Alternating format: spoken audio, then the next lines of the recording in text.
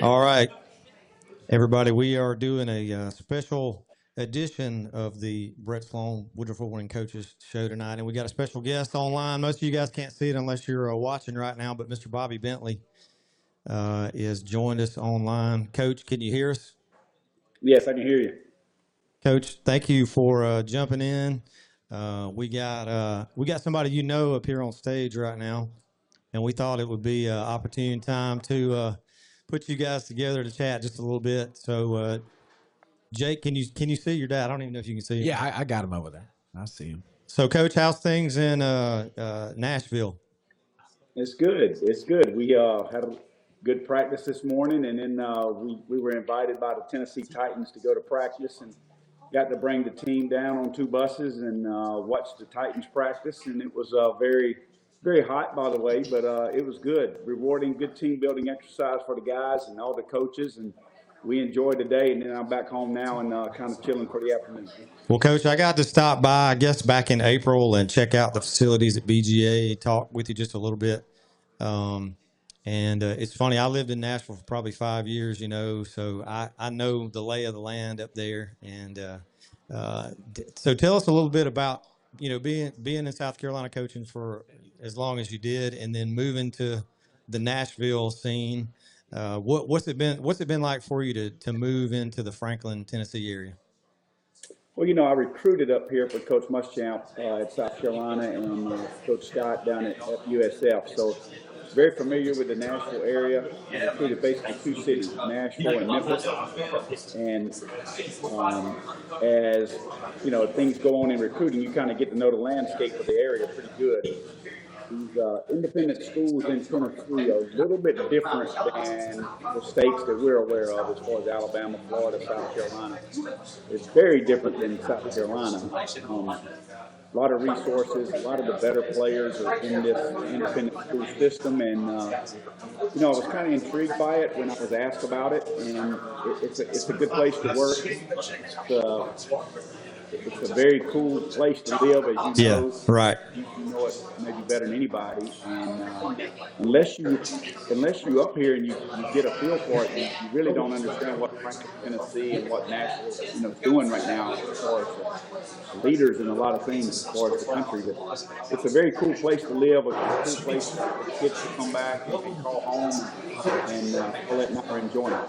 Well, listen, I told you when I was up there, I still have a lot of friends that live there, and I have several friends with kids at CPA, and I forewarned them when Bobby Bentley was coming into their conference. I told them that you was going to break some hearts, and you got dadgum close in the state championship this year in year 1, taking BGA to the state championship, and man, it's been cool to watch your run in the first year up there. But let's bring in these 2 guys right here, familiar faces that are part of your program years ago. We're lucky to have Coach Sloan here at Woodruff, and Jake is starting his own head coaching career. Man, tell us a little bit about how it feels to have Jake in this position at Nation Forward. Man, I know it does your heart good to see him in this position, getting a chance to head coach. Yeah, when you called me and asked me to join, and the minute you said it was with Brett and Jake, obviously my heart just kind of braced a little bit. Smile on my face, a lot of pride, a lot of joy. Brett's like family. People don't know, but Brett's just like family to us. He helped raise our boys. He helped coach them. He's like another son to me, and then obviously Jake, his career, how he, climaxed to a head coaching job at his age. I was a head coach when I was 25. I kind of know what he's going through. Right now, he's drinking water from a fire hose. There's no doubt about it. And when he calls me, I just can't help but laugh, because I would call my head coach, my mentor, Bo Korn, at those moments. And I get those nightly calls from Jake at least once a day, sometimes twice, sometimes 3. Yeah. And he's breathing real heavily. But you know what? It's good for him. It's good for him to strain a little bit his first year, and he's learning on the run. He is. And he's at a place where he's having to build the program, and I guarantee you nobody's working any harder, just like what Brett's doing at Woodruff. It's just kind of in us to work hard and try to do the right thing for our kids. Everybody knows that's what we do. We're gonna put our kids first. And just really proud of both of them. Yes, sir. And I guess that's a good segue, Jake, to let me ask you this.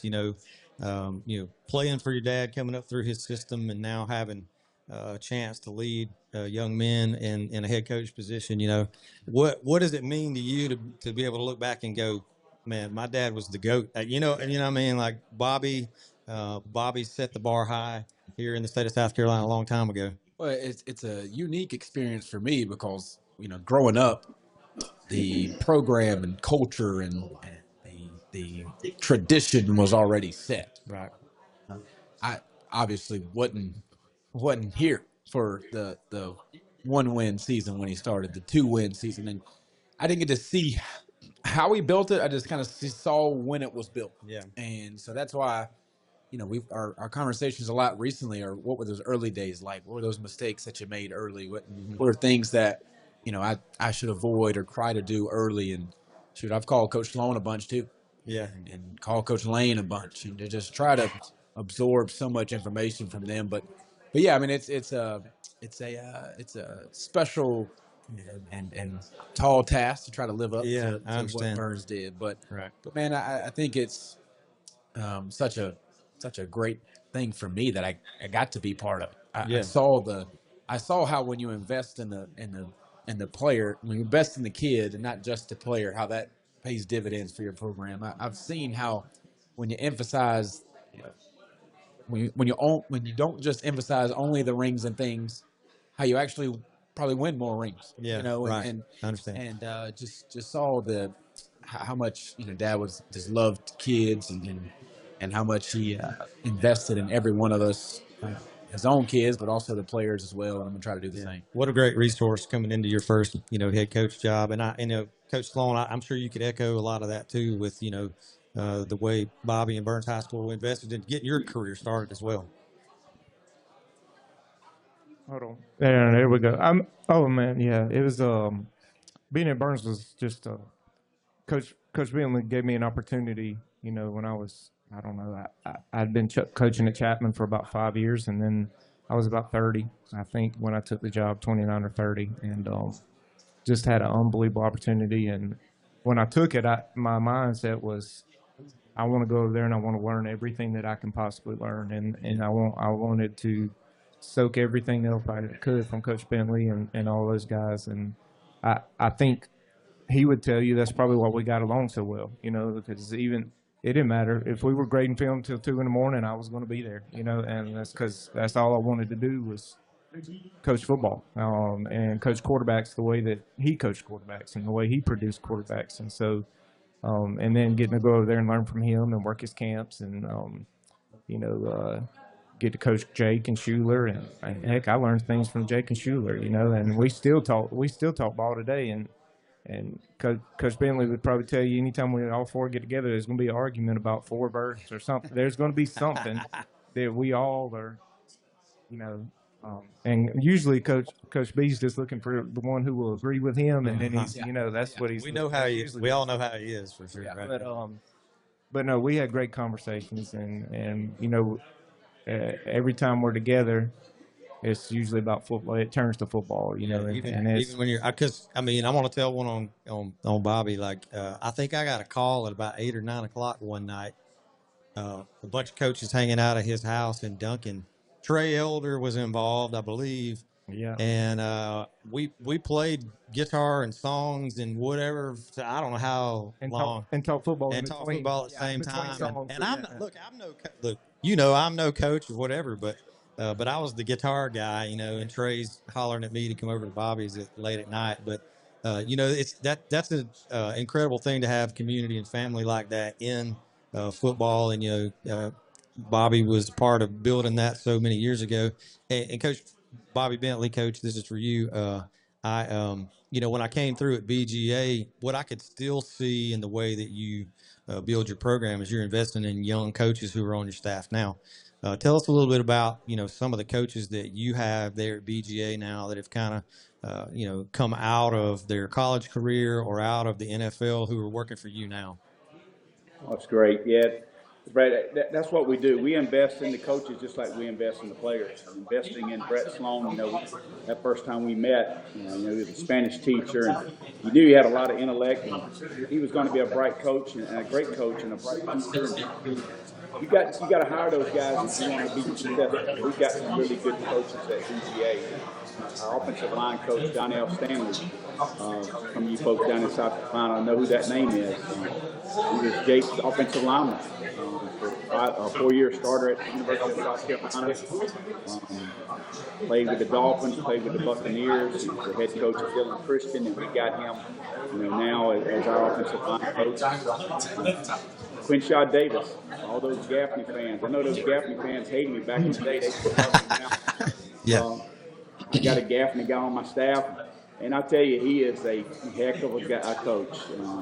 Caught all our plays down at the 7-on-7 down at UNA, and we only got stopped twice in 8 games. And Quinshaw's doing a great job. Quinshaw Davis is one of the brightest young coaches I've been around. He was a receiver coach at Georgia State. He worked with me down at USF. He's our receiver coach and doing a great job. Our tight ends coach is Garrett Reynolds. He coaches our running backs and tight ends, and he played for me down at USF. Another bright young coach. He's 22 years old, 23 years old, and it's going to be he's another Brett Sloan is who he is. That's what he is. He's going to be. I hope he's got higher goals than that. And then on defense, we've got some young guys that are really good. I had Nathaniel Wellner at Presbyterian College. He was one of the first linebackers I signed. He's been a defense coordinator down in Florida and in Texas. He's our defense coordinator. He and Coach Tony Butler, who is an experienced coach out of Tennessee. These are two pro coordinators. And then I got another South Carolina tie on our staff, Matthew Delk. Matthew Delk is the grandson of former Bamberg Earhart, a Hall of Fame coach down in South Carolina, and he's doing a great job with our DBs. Jack Pittman is a veteran Tennessee coach, is a D-line coach. These guys are doing a great job. We got a small staff. We only have 8 coaches. Hey, Coach. Yeah. Hey, B, talk about, we got a couple guys on the Woodruff staff that played for you. Chris Lewis and, Chris is here as our offense coordinator, and CJ Thomas is here with us, so. C.J. Thomas, one of our great players, played defensive back for us. He's coaching for Brett. Chris Lewis, his family is literally, his grandfather, we call him Papa Bullard. He was our DFO for so many years at Burns. Chris Lewis is family. Trey Elder, you can't mention Woodruff football without mentioning Brock Trey Elder. No, man, it's just football down there in Woodruff, and just great. All those guys have just invested in me, and then now we invested in him. It's awesome.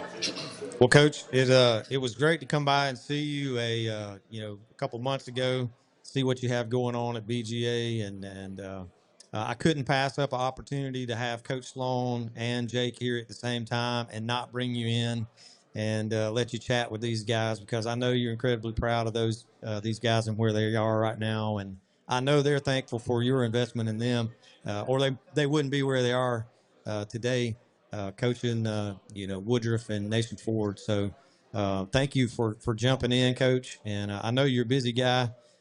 We are. Hey, let's before we leave, we need to put some wagers on this game. Hey, B, what y'all think? What you think we need to do? Hey, before we put any wagers, I want you to know that Jake did tell everybody in Woodruff that he and I are 1-0 against you and Schuler earlier today. Okay, that Auburn thing. So he did. That was hard. He's still telling that story. So, but it is true. We are 1-0 against Schuler and Coach Malzahn. He offered Jake after that tournament, and it still haunts Schuler to this day, because Schuler got there. I think Schuler wanted to fight the guy. That's hilarious. But I think, Brett Sloan's doing a good job avoiding the subject. What's the wager on this game? Is this a family wager? I just wanted you to know that real quick. I don't know what the rules are up there in private school tennis. I think Brett Sloan needs to give him a 10 spot before they even start. Oh, man. The 10 spot, They man. had the home Man, field advantage. I heard he's already paying the refs. That's what I heard. Right. They're 5A school. I heard he's already paying the We're refs. little bitty 3A, man. That's right. So Yeah. Well, you know, Woodruff always has his home cooking with those referees. Oh, yeah. Oh my goodness. Here we go. That's great. Here we go. It goes back to Willie Varner. You know, Willie Varner was paying them. Dude, yeah, we've told a lot of Willie stories here in the past 2 years, man, for sure. That's awesome. But it's great talking to you guys. Hey, Coach, thank you once again for jumping in and giving us your time, and we'll let you go and get back to the rest of your day. But thanks again for jumping in. We'll holler at you again soon when I'm in Nashville. Thank you, man. Come by and see us. See you, Coach. All right, Coach. Take care. Good luck, guys. Man. So, yeah, I couldn't pass up the opportunity of contacting Bobby and getting him on. I thought that'd be a special thing for you guys while everybody's here in the same room together. But, Jake, let me ask you this real quick. Coming into, like your big first head coaching job, how do you get through, like, the nerves and all the things? Is it like playing a game? Is it like, getting ready to play at Carolina or whatever, how do you prepare? There's situations that come up, and the whole staff and players turn to look at you. And you're the guy. Yeah. What are we going to do, Coach? Yeah. There's a lightning delay at the 7-on-7. What are we going to do? and what I try to do is fall back on obviously what I saw as a player, as a obviously the son to see how he handled those type of situations, but also, like I said before, relying on Coach Sloan, calling Coach Lane, just trying to continue to build that bank of knowledge. So when those situations happen, hey, Coach Sloan, what'd you do in this situation? What's your grading policy for your team? Yeah, you got to watch B Lane though. You never know. He might pull something out of it. Yeah, Jake and I talk quite a bit actually, probably once or twice a week, Yeah. don't we, Jake? And here's the thing, and I was going to say this earlier. I did get a chance to squeeze it in when Coach Bentley was talking. That drinking from a fire hose thing, it doesn't go away. You just get used to it. Right. It never really ends. You just get used to it, and you get better at managing it and handling it. The more years you're in it, there's just so many things that come up that, like, they're not in the handbook for how to be a head coach. There's certain things that, like, last year when you're dealing with Hurricane Helene. So, that's not in the handbook for, all right, well, we don't play for a month because of the way our games got canceled and when our bye week fell. And what do you do when you have a month layoff in the middle of the season? We talked through that. You have to figure all that stuff out. I think we did a whole podcast episode. Yeah. We probably talked about that for an hour, One thing I'll add too is, and Sloan and I actually just talked about this too, is when I first got the job, and I don't know if it's the quarterback, I don't know what it is in me, but you try to do everything. Mm-hmm. You try to paint the field. You try to clean the locker room. You try to schedule the buses. And I've had to learn that I got to trust the people that I brought in with me. Correct. Yeah. They're great coaches. They're here with me to help, not on the program, but help me and help me invest in these players. Help us as a staff invest in players. And great, really good head coaches understand that when you delegate things to people, you're also giving them an opportunity to grow professionally. And good assistant coaches understand that we're not just giving you busy work. You're giving people opportunities and assignments that they can then, that lead to titles that then they can put on resumes, and then that grows their career. So you have to understand as a head coach, all right, your job is to be a really good delegator, and not because you're trying to give people things that you won't want to do.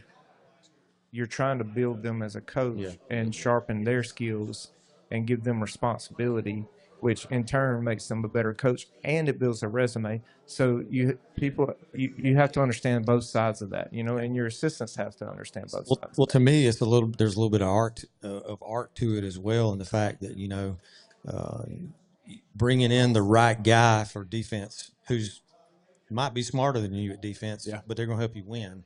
Hey, who is that guy? How do I identify that guy? Bring in a guy for linebackers who's better than you at that position. Trying to find those guys who are going to make you look smarter than you are sometimes. You want to hire guys who are smarter than you are. Yeah, for sure. And then you get in a situation, and Jake, you'll get here that, like, right now I'm not coaching a position for the first time ever in my head coaching career. And it's, and that's a whole different, and me and Coach Lane were talking about that yesterday, that's a whole different deal there too, is figuring out what to do when you're not coaching a position and, and how to handle that and how to approach that and still be productive. There are times where, you're at practice and I'm like, did I do anything today? And I'm like, and so, but it also allows me to see some things that I normally wouldn't see. A different perspective. I get a different perspective. It allows me to go down there. I had this conversation with our defense today about, I want to make it a point to come down there and be with y'all during install, just to love up on them a little bit, because you'll get in a situation at practice. Like, I know my guys because I've talked to them about it, and they're not disrespectful, but if we have a bad offensive team period, I'm losing my mind, and all the defense sees is I'm not celebrating them. You know what? They kicked our tail. Yeah, for sure. They kicked our tail, and I'm mad. And so learning how to balance that is something that I'm growing in right now. And I had that conversation with my team this morning. Is I've got to learn how to do that as a head coach because. And I told them it's not that I'm mad that you succeeded. It's I take pride in being good on offense, but that's not always received that way if you're not careful and if they don't understand that, So all that's really important, and it's just things that you learn as you go. There's always going to be a situation you haven't planned for. Well, let's talk a little bit about matchup coming up for the Kickoff Classic. I don't believe there's ever been a Woodruff Nation Ford matchup. I'm pretty positive the Garrett Mitchell is confirming there's never been a Nation Ford. Time?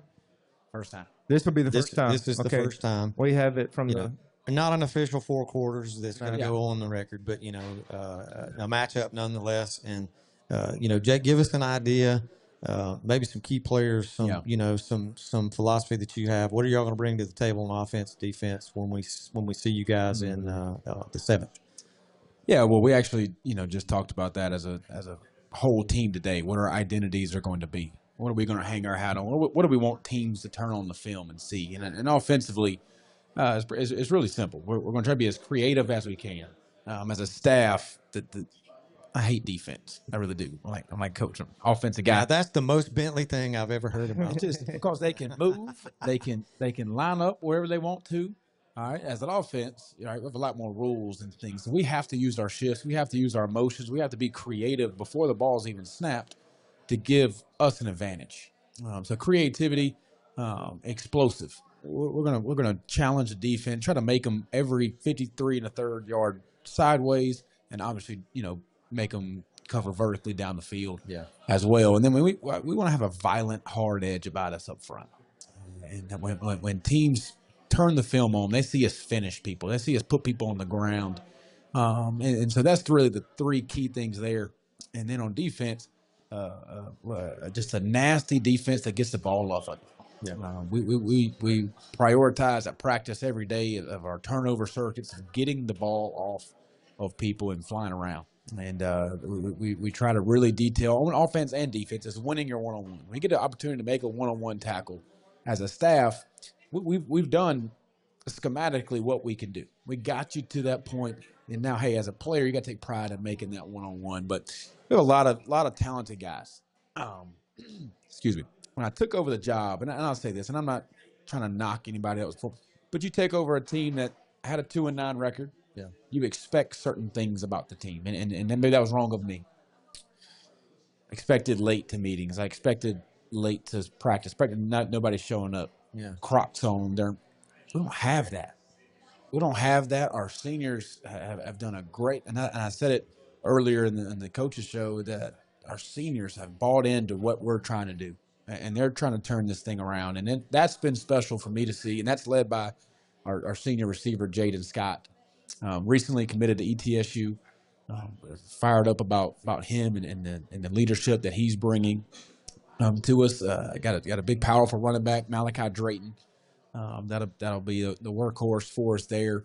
And then at quarterback, got a battle going on right now EY Young, Asher Beck is a rising 11th grader, extremely dynamic, and then Kaysen Canup, getting in there with us this summer, has showed some really promising things.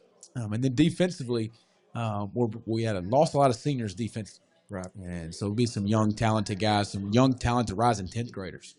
That on the 7th will be the first time they really see some speed, the game speed, game speed, and from an offense that they know what they're doing. Yeah. We're not going against you mean as my dad would say, a Scooby-Doo offense. We're going to go against a well-coached team that plays hard. So it's going to be a tremendous opportunity for especially our young guys on defense to see some creative formations, to see that speed of the game. And I'm really the thing I look forward to the most. I want to see how we respond. Mm-hmm. And we try to, I'm sure Coach can attest this, you try to at practice present the adversity. You try to make it game-like, but I want to see them respond when it really is a game, when it's not their teammate across from them. And they know that, your teammate ain't going to brother-in-law you and take it easy. I want to see us respond when we may get scored on or have a bad drive on offense. How are we going to turn and have a so what, now what mentality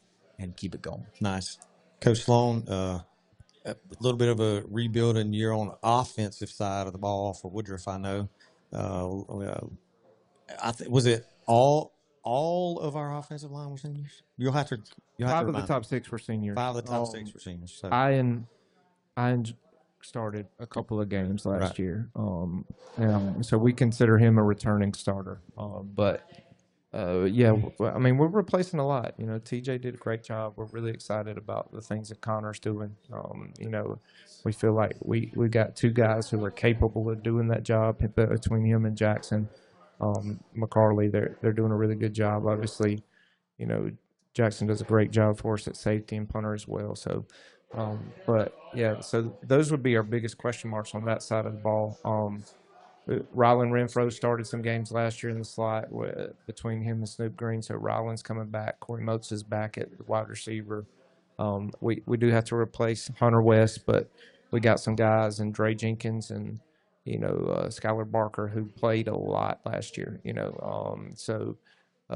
And we kind of considered Dre by the end of the year as a co-starter at that X position because Hunter was starting on both sides of the ball. So, and then obviously Aiden's back in the back. Aiden's back, and Buster's back. Jalen Robertson, and then we feel like we got good young backs too. So we do have some things we have to work through. Cam is obviously back.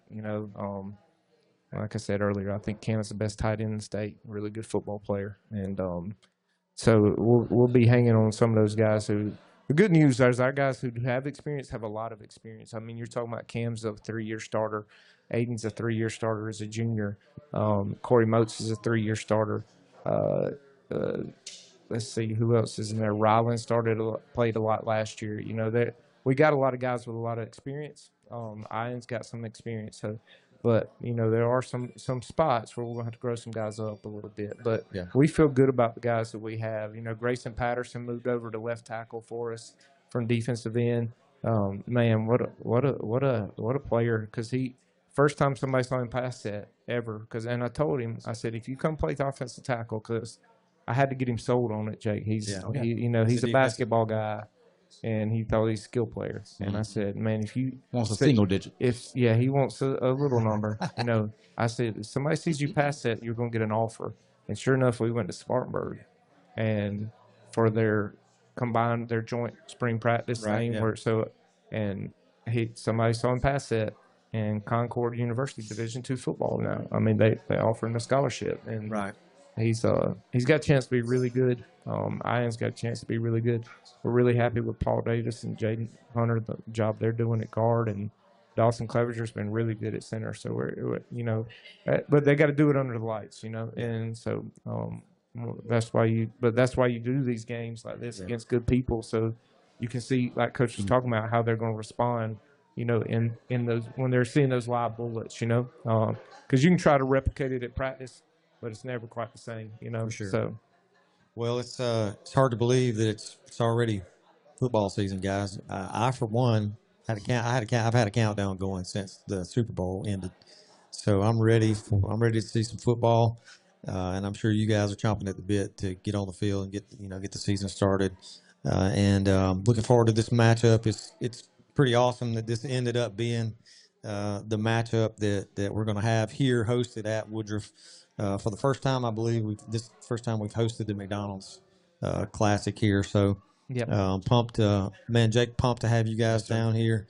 And Coach Sloan, I know you can echo that. And Woodruff people are going to show up. I mean, Jake, you've been here a long time, and Woodruff people are going to show up, even if if Clinton's playing the first game, they're going to show up to watch. So I feel like it's going to be a packed stadium. Well, that's what I told Jaden sitting there. I said, "Hey man, we got to make sure we get our people here. Yeah, make the drive because Woodruff's going to have it packed. Yeah. I'm excited. There'll be a lot of those Clinton fans will stay and watch the game. Yeah. Burns fans. I mean, there's going to be some. Fountain Inn travels really, really well. They travel really well. We were talking last year a little bit, and Coach Scott Lawson has said this for years. Football IQ in this town is pretty high for your average everyday attender. Much less coaches and players. So people who come and sit in the stands know what's going on both sides of the ball. And they know what good is, correct. And they know what it looks like. Correct. So, so both of you guys, thank you for giving us a little extra time after the press conference. We wanted to take advantage of this opportunity to go ahead and talk with you guys, talk a little bit about the upcoming season and the matchup in the Kickoff Classic.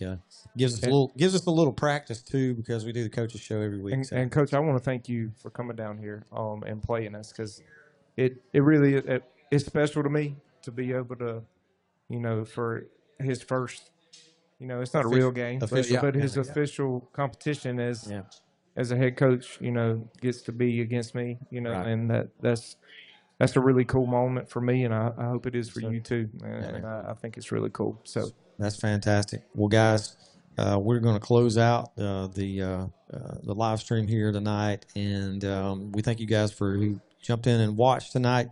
And I think it's McDonald'sClassic.com. McDonald's Classic. Kickoff Classic. McDonald's Kickoff Classic.com. McDonald's Kickoff Classic.com. And that's the website. You can purchase tickets there.